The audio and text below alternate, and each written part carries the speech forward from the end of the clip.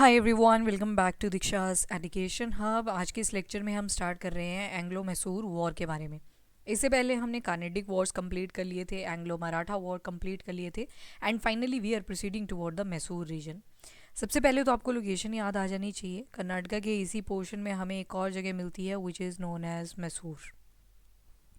मैसूर नाम सुनते ही आपको दो प्रोमिनेंट लीडर्स के नाम भी याद आने चाहिए, जिनका नाम है हैदर अली एंड टीपू सुल्तान। थोड़ी सी हिस्ट्री पीछे जाओ और पास्ट में जाओ। हमने देखा था कि जो हैदर अली थे, he was father of Tipu Sultan. Haider Ali जो थे, इनके फ्रेंच के साथ बहुत अच्छे रिलेशंस हुआ करते थे। बाद में टीपू सुल्तान ने भी ये लेगेसी कैरी फॉरवर्ड करी और जो जैकोबियन क्लब हुआ करता था फ्रेंच का, उसको ज्वाइन कर लेते हैं। तो आज हमें सिर्फ फोकस करना है एंग्लो मैसूर वॉर के ऊपर। याद करो, जब हमने मैसूर की हिस्ट्री पढ़ी थी, मॉडर्न हिस्ट्री में ही एक लेक्चर करा था जिसमें हमने मैसूर किंगडम के बारे में पढ़ा, तो वहाँ पे मैसूर में डायरेक्टली नहीं आए थे ये लोग, हैदर अली एंड टीपू सुल्तान। वहाँ पे पहले एक डायनेस्टी हुआ करती थी, वुडियार डायनेस्टी। अब इसको रिप्लेस करना था किसने? हैदर अली ने। तो इन दोनों की फाइट हो जाती है आपस में। फाइनली जो वुडियार डायनेस्टी थी उसको ख़त्म कर दिया जाता है और हैदर अली जो है वो किंगडम ऑफ मैसूर को एस्टेब्लिश कर देते हैं। ब्रिटिशर्स एक तरफ इनसिक्योर हो रखे थे, पहले मराठा से उनको प्रॉब्लम हुआ करती थी, फिर कर्नाटिक एरिया में जो फ्रेंच टेरिटरीज बन रही थी, फ्रेंच अपनी डोमिनेंस दिखा रहे थे, उनसे उनको प्रॉब्लम थी। तो same happened in case of the Mysore. Mysore में जब हैदर अली ने नया किंगडम एस्टेब्लिश किया, देन यू विल नोटिस कि जो ब्रिटिशर्स हैं उनको यहाँ पे भी प्रॉब्लम होने वाली है, बिकॉज वो चाहते हैं कि हमारे जो डोमिनेंस है वो पॉलिटिकल भी हो और कमर्शियल भी हो, यानी कि जो रूल्स एंड रेगुलेशंस है वो भी हमारी चले और साथ में जो भी हम ट्रेड करना चाहते हैं particular thing from the south India, वो भी हम कर पाएँ।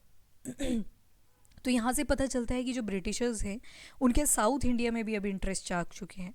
तो इसी वजह से हैदर अली और टीपू सुल्तान के साथ उनकी नहीं बन रही। अब जब हैदर अली गद्दी पे बैठे हुए थे तो आपको याद होगा ब्रिटिशर्स को बड़ा बुरा पीटा हैदर अली ने।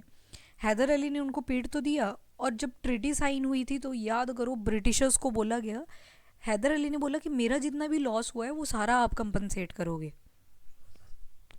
पहले हैदर अली ने बात ईगो पे ली और एक साल के बाद आप देखते हो ब्रिटिशर्स ने बात ईगो पे ले ली हुई थी। वो ब्राइब्स दे रहे हैं उन लोगों को जो हैदर अली के ऑफिशियल्स हैं। तो वो सारी चीज़ें हमने पढ़ी थी। अब देखो, एक कोस्ट है यहाँ पे जिसको बोलते हैं मालाबार कोस्ट। यहाँ पे ये जो वेस्ट वाला पार्ट है यहाँ पे ये एक्सटेंड करती है मालाबार कोस्ट। और जो मैसूर था, मैसूर के रिलेशन ज़्यादा अच्छे थे किसके साथ? फ्रेंच के साथ। तो अगर मैसूर के रिलेशन फ्रेंच के साथ ज़्यादा अच्छे होंगे तो आप आइडिया लगा सकते हो कि ब्रिटिशर्स की इनके साथ नहीं बनने वाली। ब्रिटिशर्स ऑलरेडी 3 लड़ाइयाँ लड़ चुके थे फ्रेंच के साथ, कुछ चल रही होंगी बीच में और कुछ हो चुकी थी। तो ब्रिटिशर्स ने अब मैसूर में जो हैदर अली और टीपू सुल्तान बैठे हैं, इनके साथ टोटल 4 में एंग्लो मैसूर वॉर ये लड़ेंगे। ठीक है, 4 लड़ाइयाँ होंगी। मतलब बाकी 3 कार्नेटिक वॉर्स आपने पढ़े, 3 एंग्लो मराठा वॉर्स आपने पढ़े, पर जो मैसूर का केस है वहाँ पे आपको 4 एंग्लो मैसूर वॉर्स देखने को मिल जाएंगे। अब जो मैसूर है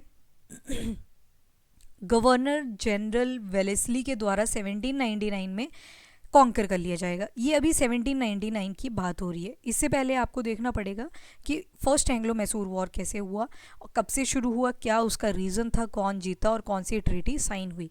फर्स्ट एंग्लो मैसूर वॉर की बात अगर करें तो 2 साल के लिए चलेगा, 1767 से लेके 1769 तक। क्या इसके रीजंस थे? तो जो निज़ाम थे ना हैदराबाद के, याद करो हैदराबाद का निज़ाम उल मुल्क याद है ना थोड़ा सा आपको? तो जो निज़ाम उल मुल्क था यहाँ पे हैदराबाद वाले एरिया में, तो ये चाहते थे कि ये जो मैसूर का ना नॉर्थ वाला पार्ट है इसको हम कंट्रोल करें। तो यहाँ पे आ गया आपका निज़ाम, ये आ गया निज़ाम हैदराबाद में, निज़ाम आ गया हैदराबाद के अंदर, और यहाँ पे आपका मैसूर वाला एरिया है। मैसूर की जो नदरन टेरिटरी थी, निज़ाम चाहते थे कि मैं इसको कॉन्कर करूँ, मैं इसको अपने अंडर ले लूँ। 1769 की ये बात हुई थी। बेलिग्रेंट्स यानी कि कौन कौन पार्टिसिपेट करता है फर्स्ट एंग्लो मैसूर वॉर के अंदर? तो एक तरफ तो ब्रिटिशर्स थे, एंग्लो रिप्रेजेंट कर रहे हैं ब्रिटिशर तो होंगे, मैसूर रिप्रेजेंट कर रहा है मैसूर तो होगा। तो एक तरफ ब्रिटिश थे, एक तरफ मैसूर था, मैसूर की तरफ से हैदर अली हैं। 2 वॉर हैदर अली की प्रेजेंस में, 2 वॉर टीपू सुल्तान की प्रेजेंस में। पर यहाँ पे ब्रिटिशर्स को कौन सपोर्ट कर रहा है? हैदराबाद। निज़ाम जो हैं वो हैदराबाद वाले ब्रिटिशर्स को सपोर्ट कर रहे हैं फर्स्ट एंग्लो मैसूर वॉर के अंदर। हैदर अली जो थे ही वॉज पार्टिसिपेंट और fighting against the Britishers and Hyderabad. पर इस टाइम जो हैदर अली थे वो जीत जाते हैं, मैसूर की विक्ट्री हो जाती है, जिसके तहत ट्रीटी ऑफ मद्रास साइन हुई थी। और ट्रीटी ऑफ मद्रास में बोला गया था कि जितना भी एरिया एक तो कॉन्कर करा था ब्रिटिशर्स ने मैसूर वाला, वो सारा वापस दे दिया गया उनको। और ब्रिटिशर्स को साथ में बोला गया कि जितनी भी कंपनसेशन, जितना भी पैसा हमारा ख़त्म हुआ वो आप हमें चुकाओगे। तो ब्रिटिशर्स ने बोला इतना भी क्या हो गया, तो हैदर अली बोला मुझे नहीं पता। ठीक है, तो ईगो पे बातें आ गई थी, तो जिस वजह से आप देखोगे सेकेंड एंग्लो मैसूर वॉर हो जाएगा। जस्ट बिकॉज ब्रिटिशर्स जो थे वो ट्रीटी ऑफ मद्रास को फुलफिल नहीं करना चाहते थे। फेल तो क्या ही हुए थे, उनके इंटेंशन ही नहीं थे पैसे रिटर्न करने के।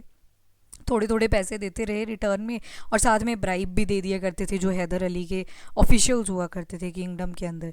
तो ब्राइब भी दे रहे हैं और पैसे भी रिटर्न कर रहे हैं। पर एक टाइम ऐसा आता है जब ब्रिटिशर्स ने ट्रीटी ऑफ मद्रास को तोड़ दिया इन 1771। दोबारा से ब्रिटिश और मैसूर के बीच में फ़ाइट हो जाएगी। और अगेन हैदर अली को कौन सपोर्ट कर रहा है? फ्रेंच। जो हैदर अली थे, इवन टीपू सुल्तान के टाइम पीरियड में आप देखते हो कि नेवी बहुत ज़्यादा फ्लरिश करती है। किसकी वजह से? फ्रेंच की वजह से, क्योंकि फ्रांस जो था वो अपनी टेक्नोलॉजी को एनहांस कर रहा था। सो टीपू सुल्तान ने जैकोबियन क्लब, याद है ना आपको, जैकोबियन क्लब पढ़ा था, तो उनके साथ मिलके उनसे टेक्निकल जो चीज़ें थे वो सीखते थे, और इंडिया के अंदर भी फ्लरिश कर रहे हैं। तो ब्रिटिश और फ्रेंच, अब देखो अब अमेरिकन वॉर ऑफ इंडिपेंडेंस शुरू हो जाती है 1775 के अंदर।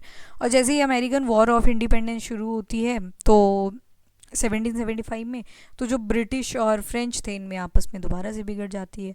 और फ्रेंच किसको सपोर्ट कर रहा है? मैसूर को सपोर्ट कर रहा है। तो अगेन फाइट विल हैपन, एक तरफ आ जाएंगे। इस बार क्या हुआ, ब्रिटिशर अकेले हैं, सर आयरकूट लड़ रहे हैं फ्रॉम द ब्रिटिशर साइड, पर एक तरफ हैदर अली है, हैदराबाद है और मराठास, ये मिल गए तीनों आपस में। ठीक है, पर इस दौरान क्या हुआ था कि हैदर अली की डेथ हो जाती है बीच में ही, लड़ाई के बीच में ही डेथ हो गई थी उनकी 1782 के अंदर। और कोई भी साइड नहीं जीती, ना तो सर आयरकूट जीते ना ही हैदर अली जीते। एक 1784 के अंदर ट्रीटी ऑफ मैंगलोर हो जाएगी। ट्रीटी ऑफ मैंगलोर हुई थी sign between Britishers and Tipu Sultan, क्योंकि 1782 में तो हैदर अली की डेथ हो चुकी है। तो ये जो ट्रीटी ऑफ मैंगलोर थी ये ब्रिटिशर्स और टीपू सुल्तान के बीच में हुई थी। फिर आता है third Anglo Mysore war. Third Anglo Mysore war का टाइम पीरियड है 1789 टू 92। इसके क्या क्या कॉजेज रहे? तो 1790 में क्या होता है, ये जो त्रवणकोर वाला एरिया था, यहाँ पे केरला वाला एरिया, मार्तंड और राम वर्मा आपको याद है अगर, तो वो लोग यहीं रूल किया करते थे त्रवणकोर में। ऊपर थे टीपू सुल्तान, यहाँ पे टीपू सुल्तान की त्रवणकोर के साथ बिगड़ जाती है। ठीक है, और बिगड़ी क्यों? क्योंकि ये जो त्रवणकोर था ना, he was they were supporting Britishers. तो ब्रिटिशर को अगर सपोर्ट कर रहे हैं तो टीपू सुल्तान को ये बात अच्छी नहीं लगी, तो इस वजह से इन दोनों की आपस में बिगड़ जाती है। इस बार बेलिग्रेंट्स कौन कौन हैं? तो एक तरफ है टीपू सुल्तान, दूसरी तरफ है निज़ाम। अगेन हैदराबाद ने पलटी बाज ली। पहले में भी ये ब्रिटिशर्स की तरफ थे, दूसरी में ये हैदर अली की तरफ थे, तीसरे में दोबारा से ब्रिटिशर पे चले गए। ये like they are jumping like this, ठीक है, ग्रास ऑपर की तरह जंप कर रहे हैं। तो एक तरफ आगे निज़ाम, एक मराठा दोबारा से, अब देखो मराठास ने भी जंप लगा ली ब्रिटिशर्स की तरफ, दोबारा से मैसूर को छोड़ दिया। और एक ब्रिटिशर तो होंगी, और साथ में था त्रवणकोर। आउटकम क्या रही? ब्रिटिश जीत गए, क्योंकि जितने भी ऑफिशियल्स थे टीपू सुल्तान के कोर्ट के अंदर, उन सभी को ब्रिटिशर्स ने अपने साथ मिला लिया हुआ था। और जब मिला लिया था तो अल्टीमेटली टीपू सुल्तान को बहुत सारे धोखे मिलते हैं। जो अपने ही आर्मी के लोग लड़ रहे थे उनके साथ, ऑफिशियल्स उनके साथ थे, तो उनसे धोखा मिल जाता है। तो ब्रिटिशर्स की जीत होती है in the third Anglo Mysore war. एक ट्रीटी साइन होती है, ट्रीटी का नाम है ट्रीटी ऑफ श्रीरंगपट्टनम 1792 के अंदर। फोर्थ एंग्लो मैसूर वॉर हो जाता है 1799 में। और इसके क्या कॉजेज़ थे? हुआ क्या, टीपू सुल्तान ने एक प्लान बनाया। टीपू सुल्तान कहाँ पे हैं इस टाइम पे? मैसूर में है, इंडिया में है। और यहाँ पे यूरोपियन कॉन्टिनेंट है एक, यहाँ पे आता है आपका पोर्टुगल, ऊपर स्पेन आ गया, यहाँ पे फ्रांस आ जाता है, इधर बे ऑफ बिस्के आ गई। तो अब क्या हुआ कि यहाँ से टीपू सुल्तान ने एक खत भेजा था, किसको? नेपोलियन को। ठीक है, नेपोलियन बोनापार्टे के बारे में आप सुनते हो ना, तो नेपोलियन को एक खत भेजा। ब्रिटिशर्स को वो बीच में मिल जाता है और उनको बहाना मिल जाता है टीपू सुल्तान के साथ लड़ाई करने का।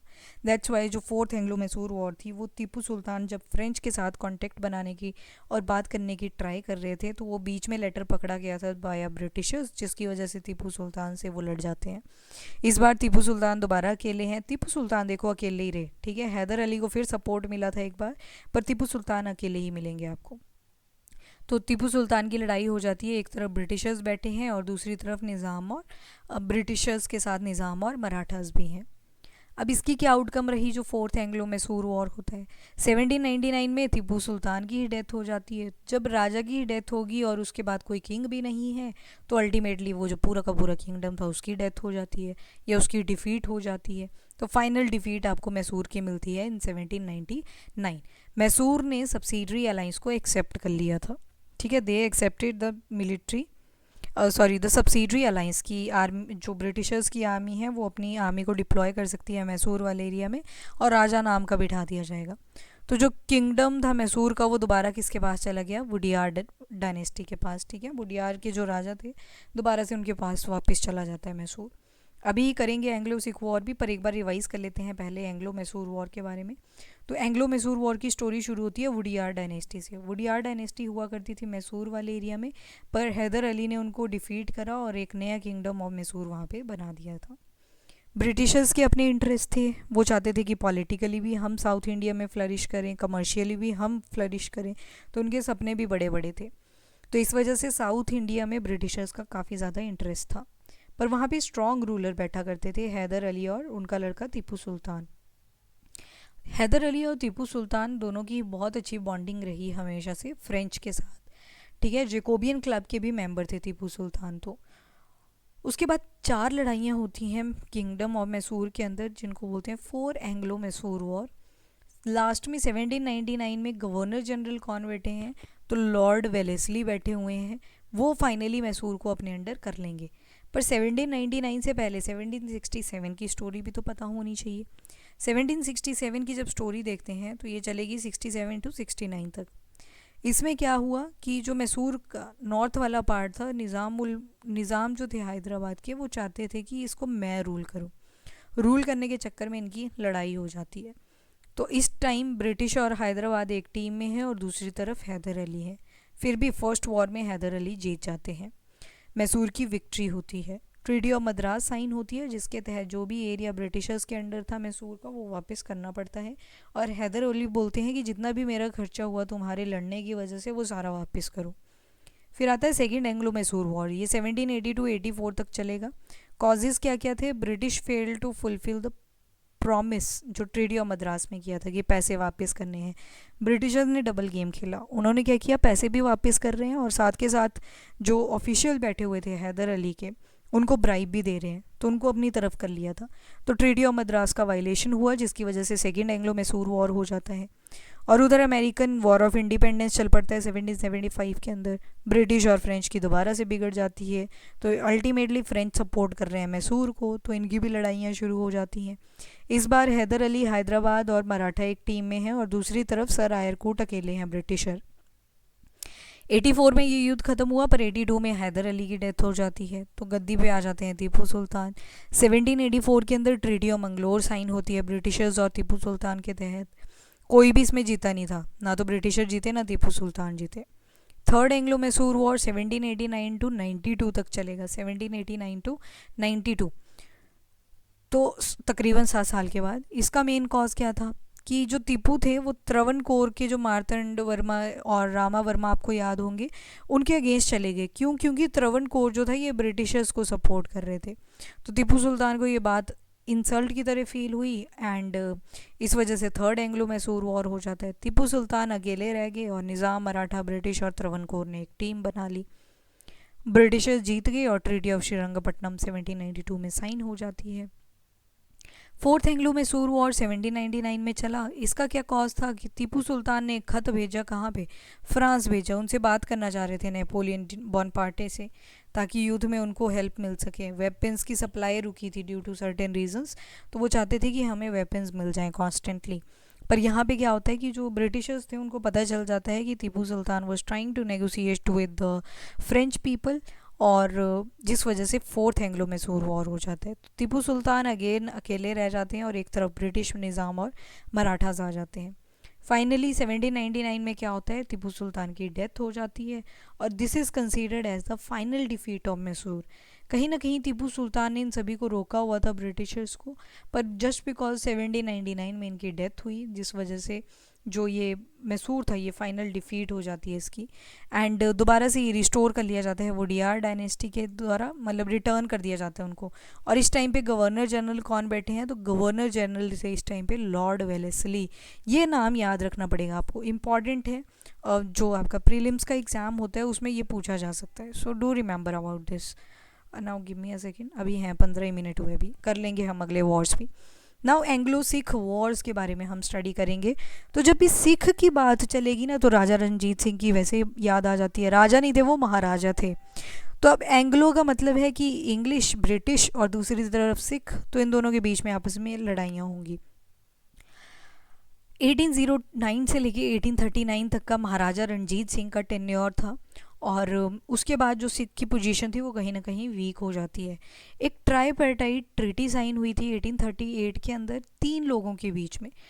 कौन कौन, एक थे इंग्लिश ब्रिटिशर्स, दूसरे थे शाह सूजा, और तीसरे थे रंजीत सिंह। इन तीनों के बीच में एक ट्रीटी साइन हो रखी थी 1838।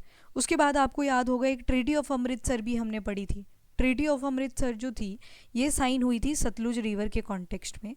सतलुज रिवर को बॉर्डर की तरह एक्ट करा गया, ऊपर की तरफ जो थे वो रंजीत सिंह रहेंगे और उसके नीचे वाले एरिया में ब्रिटिशर्स रहेंगे। और according to treaty of Amritsar ना तो ब्रिटिशर ऊपर आएंगे ना तो रंजीत सिंह नीचे की तरफ जाएंगे। पर वायलेशन हो जाती है जब सिख आर्मी सतलुज रिवर को क्रॉस कर देती है। जैसे ही ये रिवर को क्रॉस करते हैं सतलुज रिवर को, ये वाली रिवर जो ये सतलुज रिवर है, जैसे ही इस रिवर को क्रॉस किया तो ये तो ट्रीटी ऑफ अमृतसर की वायलेशन हुई। ब्रिटिशर चिढ़ गए कि ऐसे कैसे कर दिया, जब ट्रीटी साइन हो रखी है तो आप कैसे क्रॉस कर सकते हो सतलुज रिवर को।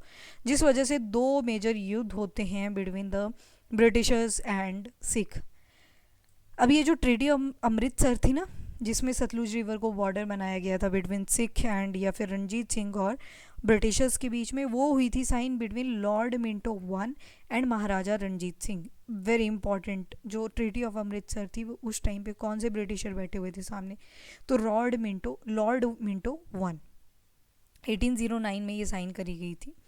इसके तहत क्या था कि जो ब्रिटिश आर्मी थी वो जब वायलेशन होता है तो ब्रिटिश आर्मी ने क्या किया, उन्होंने भी सतलुज को क्रॉस कर दिया और अटैक कर दिया सिख के ऊपर। जो ऊपर लोग थे सिख थे, तो ब्रिटिशर्स ने अटैक कर दिया डायरेक्टली सिख के ऊपर, क्योंकि उनको कहीं ना कहीं इनसिक्योरिटी थी कि अगर ये आगे आगे तो अपना तो यहाँ से पर्दा ही फाश हो जाएगा।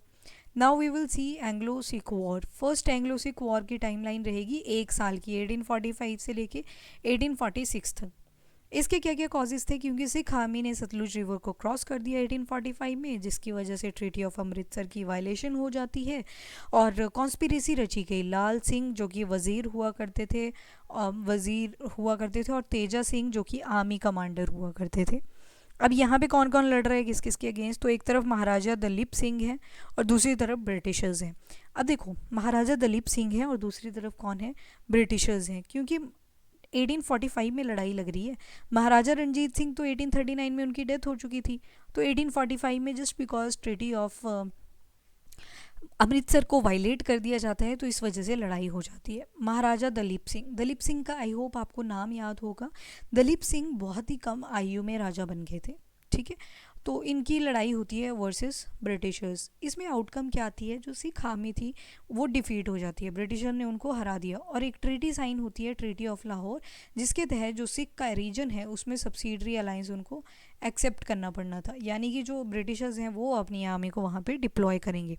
1846 में finally treaty of Lahore sign हो जाती है after the first Anglo Sikh war. दूसरे केस में क्या होता है, दूसरा केस आता है सेकेंड एंग्लो सिख वॉर 1848 से 1849, ये भी एक ही साल का है। ऊपर आपने देखा 45 to 46, ये भी एक ही साल की थी। तो फिर 1 साल का सभी ने रेस्ट लिया एंड दोबारा से 1848 के अंदर आप नोटिस करोगे कि एक नई लड़ाई होने वाली है, that is second Anglo Sikh war. अब इसमें क्या होता है देखो, सिख के बीच में रिसेंटमेंट आ गई। ऊपर ट्रीटी ऑफ लाहौर साइन हुई ना, जिसके तहत सब्सिडरी अलायंस एक्सेप्ट करना पड़ा सिख्स को, तो उनको ये बेइज्जती लगी कि हम क्यों जो है ब्रिटिशर्स के अंडर रहेंगे। तो ये जो एक ट्रीटी थी लाहौर की, एक और ट्रीटी है भैरोवल की, आगे पढ़ेंगे उसके बारे में। तो जो मुला राज थे उन्होंने मुला राज को ज्वाइन कर लिया शेर सिंह ने। मास अपराइजिंग हो जाती है मुल्तान वाले एरिया में। आज के पाकिस्तान वाले एरिया में, यहाँ पे ये अपराइजिंग्स हो रही हैं। तो एक तरफ तो मुल्ला राज सिंह आगे और शेर सिंह आगे और वर्सेस थे ब्रिटिशर्स। यहाँ पे आगे मुल्ला राज सिंह और शेर सिंह वर्सेस थे ब्रिटिशर्स। आउटकम क्या आई, सिख आर्मी दोबारा डिफीट हो जाती है रावलपिंडी वाले एरिया में, रावलपिंडी इज़ इन पाकिस्तान। तो सिख आर्मी हार जाती है दोबारा से, फर्स्ट में भी हार गई, दूसरी में भी हार गई।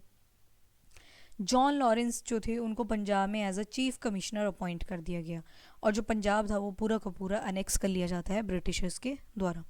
नाउ ट्रीटी ऑफ लाहौर देखो जो कि 1846 में साइन हुई थी, जिसके तहत जो जलंधर द्वाब था उसको ब्रिटिशर्स को दे दिया गया। मतलब नीचे याद है ना आपको, ऐसे था सतलुज रिवर, ऊपर की तरफ सिख वाला एरिया था, सारा पंजाब रह रहा था, नीचे ब्रिटिशर्स थे। तो अब क्या हुआ, ये जो जलंधर वाला एरिया था, जलंधर चला गया किसकी टेरिटरी में, ब्रिटिशर्स की टेरिटरी में।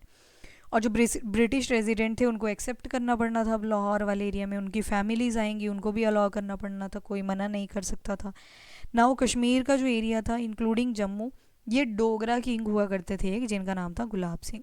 अब पंजाब से ही बहुत सारी टेरिटरीज़ निकली हैं बाद में, 1947 के बाद में भी हम शाह कमीशन वगैरह पढ़ते हैं, पर दैट्स अ डिफरेंट स्टोरी। अभी के लिए इतना याद रखो कि जो कश्मीर वाला एरिया था, ब्रिटिशर्स को लगा कि इतना ऊपर तक तो नहीं जाया जाएगा अपने से, बहुत एक्सपांड हो जाएगा।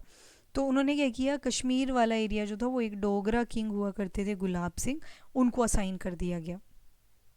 दलीप सिंह को as a new maharaja accept करा गया, जबकि लाल सिंह जो थे उनको वज़ीर की फॉर्म में रिकॉग्नाइज कर दिया गया। एक ट्रीटी और पढ़ी हमने, that is the treaty of Bhairowal 1846, जिसके तहत लाहौर किंगडम जो होगा वो काउंसिल ऑफ रेजेंसी उसको देखेगी। 8 सरदार बिठा दिए गए काउंसिल ऑफ रेजेंसी के अंदर। और जब महाराजा दलीप सिंह बैठे हुए थे, because he was minor king, Dalip Singh बच्चे थे जब ये राजा की गद्दी पे बैठे थे, तो एक काउंसिल ऑफ रेजेंसी बनाई गई जिसके तहत 8 सरदार उनको असाइन कर दिए गए, जो कि ऑफिस के जो भी रूल्स एंड रेगुलेशन हैं, कैसे दिनचर्या चलेगी, वो सारा चेक किया करते थे। तो this was the treaty of Bhairowal. एक महारानी जिंदन के बारे में आपको पता होना चाहिए, वो डिसएसोसिएट हो जाती है इस किंगडम से, और जो ब्रिटिश आर्मी थी वो लाहौर में रुक जाती है ताकि महाराजा की प्रोटेक्शन कर सकें, to maintain peace and order, क्योंकि ब्रिटिशर्स को लगता था कि सब कुछ, सबकी सेवा उन्होंने ही करनी है। तो ये भी एक रीज़न था। चलो जिंदन का इतना ज़्यादा है नहीं आपको, क्योंकि ये आपके ऑप्शनल जो पेपर होते हैं उनमें पूछ लिया जाता है। चलिए एक बार रिवाइज़ कर लेते हैं। एंग्लो मसूर वॉर को तो कर लिया था रिवाइज़, एंग्लो सिख वॉर को कर लेते हैं। स्टोरी शुरू हुई महाराजा रणजीत सिंह से, जिन्होंने ट्रीटी ऑफ अमृतसर साइन करी थी, और 1845 में ट्रीटी ऑफ अमृतसर का वायलेशन हो जाता है जब सिख आर्मी सतलुज रिवर को क्रॉस कर लेती है। ट्रीटी ऑफ अमृतसर जो थी ये लॉर्ड मिंटो वन और महाराजा रणजीत सिंह के बीच में हुई थी, जिसकी वजह से ब्रिटिशर्स को बहाना मिल जाता है पंजाब के ऊपर अटैक करने का। तो फर्स्ट तो रीज़न हमने देख लिया। इसी का रिजल्ट आता है 2 ट्रीटीज़ का, treaty of Lahore and treaty of Bhairowal. Second Anglo में सिख वॉर क्यों हुआ, अब सिख को लगा कि ये तो हमारी बेइज्जती है कि हमें इनके अंडर रहना पड़ रहा है, ब्रिटिशर्स के अंडर। तो रिसेंटमेंट हो जाती है सिख के बीच में, एक इनसिक्योरिटी की फीलिंग आ जाती है पूरे सिख लोगों में, एंड फाइनली ब्रिटिशर्स के अगेंस्ट लड़ जाते हैं। पर दोनों ही वॉर्स के अंदर सिख लोग हार गए थे, जिसके तहत सिख आर्मी का जितना भी एरिया था वो सारा किसके साथ मर्ज कर दिया जाता है, ब्रिटिशर्स की टेरिटरीज में। ठीक है, तो ट्रीटी ऑफ लाहौर हमने यहाँ पे देखी। उसके बाद एक और देख लो, सिंध वाला एरिया। जस्ट बिकॉज अफगानिस्तान और पर्शिया वाले एरिया से रशियंस अटैक कर रहे हैं अब ब्रिटिशर्स के ऊपर। रशिया तो आप बोलोगे कि मैम ऊपर की तरफ है, पर ये अटैक कर रहे थे ईरान, आज का पर्शिया, जो पहले पर्शिया बोलते थे, आज का ईरान वाला एरिया, और अफगानिस्तान, इस एरिया से कर रहे हैं और नॉर्थ वेस्ट पे अटैक कर रहे हैं। और नॉर्थ वेस्ट जो था यहाँ पे सिंध उस टाइम पे फ्लरिश कर रहा था। तो ब्रिटिशर्स को इनसिक्योरिटी हो जाती है दोबारा कि ये जो सिंध वाले हैं अगर गलती से हार गए तो रशियन यहाँ पे आके बैठ जाएंगे। तो नॉर्थ वेस्ट में कोई राजा तो नहीं था, पर वहाँ पे चीफ बैठा करते थे जिनको आमिर्स बोलते थे। अब एंग्लो रशियन राइवलरी भी चल रही है, अब जो ब्रिटिशर्स हैं इनकी रशियंस के साथ भी नहीं बन रही, और रशियन ने अटैक करने का रास्ता बनाया पर्शिया और अफगानिस्तान वाला। यहाँ से आ रहे हैं, सेंट्रल एशियन कंट्रीज से के नीचे से आ रहे हैं। तो इस वजह से ब्रिटिशर ने क्या किया कि अगर हमें खुद को सिक्योर करना है तो हमें सिंध अपने अंडर करना पड़ेगा। तो दिस वाज द रीज़न कि ब्रिटिशर्स को सिंध अपने अंडर करना पड़ा था। जो आमिर थे इन्होंने ब्रिटिशर्स के साथ ऑलरेडी एक ट्रीटी साइन कर रखी थी 1832 में, जिसमें जो भी सिंध के रोड हैं वो ब्रिटिश ट्रेड के लिए अलाउड थे। मतलब अगर ब्रिटिशर्स को यूरोप में कोई भी सामान भेजना है तो सिंध के थ्रू वो चले जाया करते थे। अब ब्रिटिशर्स ने आमिर्स को फोर्स किया कि वो सब्सिडरी ट्रीटी को भी साइन कर दें 1839 में।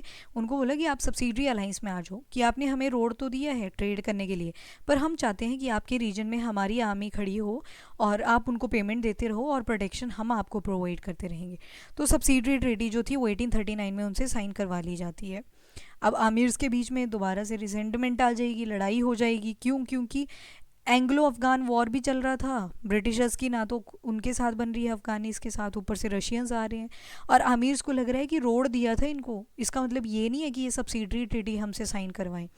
तो एक नई ट्रीटी और साइन करवाई जाती है जिसमें जो है वो बोला जाता है ब्रिटिशर्स के द्वारा कि आपकी वजह से एंग्लो अफगान वॉर जो हुआ वो हुआ क्योंकि आपने हमें अलाउ नहीं किया वहाँ पे, तो हमारा बहुत ज़्यादा लॉस हुआ है, you have to give us a payment. तो बैंक ऑफ इंडस पे जो है ब्रिटिशर्स ने अपनी आर्मी को डिप्लॉय कर दिया एंड जो आमिर्स थे इन्होंने रिवोल्ट क्रिएट कर दिया। और इंग्लिश की तरफ से जो लड़ाई करने गए थे वो थे चार्ल्स नेपियर। चार्ल्स नेपियर ने आमिर्स को चुप बिठा दिया और फाइनली ब्रिटिशर्स की डोमिनेंस आपको सिंध वाले एरिया में मिल जाएगी। देन लॉर्ड एलन बोरो जो हैं वो गवर्नर जनरल थे इंग्लिश ईस्ट इंडिया कंपनी के, जब नेपियर ने आमिर्स को सप्रेस किया था। नेपियर तो कमांडर थे, आर्मी के कमांडर हुआ करते थे, पर गवर्नर जनरल जो थे उस टाइम पे वो थे लॉर्ड एलन बोरो। लॉर्ड एलन बोरो जो थे he was governor general of English east India company. इसके साथ साथ सिंध को ब्रिटिश एम्पायर के साथ मर्ज कर दिया गया और सबसे ज़्यादा जो इम्पोर्टेंट रोल प्ले करा था वो किसने किया था? चार्ल्स नेपियर ने।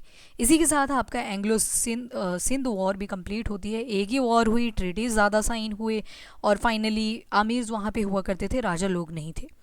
इसी के साथ आपका ये भी वीडियो होता है कंप्लीट और अब जाएंगे हम नेक्स्ट चैप्टर पे जहाँ पे हम और चीज़ें फोकस करेंगे, 1857 के ऊपर ज़्यादा फोकस करेंगे। अभी के लिए इतना ही। If you like the video, to like and share as well as subscribe the channel. Thank you everyone, have a nice day, keep studying, keep watching.